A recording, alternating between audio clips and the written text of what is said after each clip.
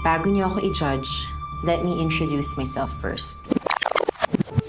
I am Veronica Mentiroso, but call me Ronnie for short. I am a clinical psychologist. I am an author, a motivational speaker. I also do marriage counseling. I am married 5 years na to a very charming, smart assistant vice president sa isang multinational company in Ayala. Couple goals nga raw kami. We're perfect for each other, they say. So, I am capable and qualified to be the counselor sa mga misis na may problema through my new podcast. Hello to my followers and viewers. Thank you for supporting. We now have 3 million views. Again, this is Dr. Veronica Mentiroso. So now, Kim, sino ang first caller natin? We have Jessica. Jessica. Dok, may kabit po yung asawa ko. Maganda naman ako.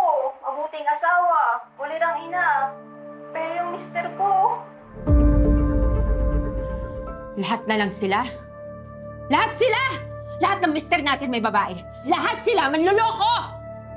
At pati yung asawa ko, may kabit din. Kirida. Pero hindi ako iiyak. Hindi ako magdadrama. Ikaw, Christopher Mentiroso. Kapag nalaman ko kung sino yung kabit mo, humanda ka. Because you will wish you never met me. Nobody messes with me and gets away with it.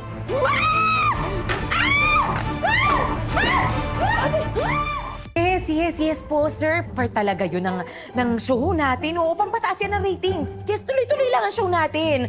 Yes, alright. Sige. Thank you. Bye. Ay, Diyos ko, Lord. I-delete ko na to, ha? Sige, please, i-delete mo na. Ayan, deleted. Thank you. And I'm sorry. That was a moment of weakness. Moment of weakness, Ronnie. Diyos ko. Hindi ko alam saan ang gagaling yan. Ha? Ikaw ang pinaka-zen, pinaka-kalmadong taong kilala ko, grounded. Moment of weakness, ano yun?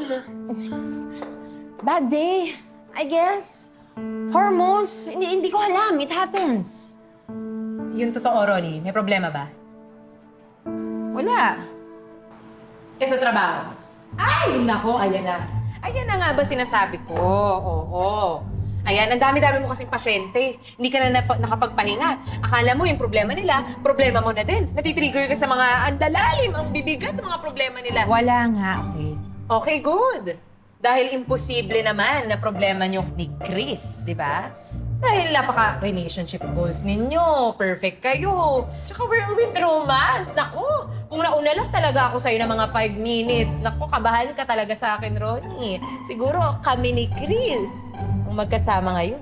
Pero wala na, nandyan eh. O, di ba? I think he's cheating on me. What? Nambababae siya. Ibig mo sabihin may secret lover si Chris?